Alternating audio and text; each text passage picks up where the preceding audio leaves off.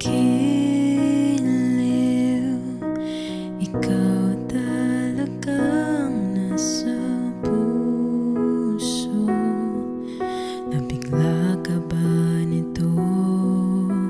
Wala na. Siguro ang tiwala mo sa akin, pero sandali lang.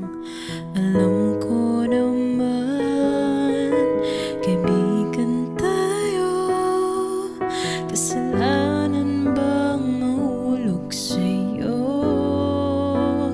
Tumingin ka sa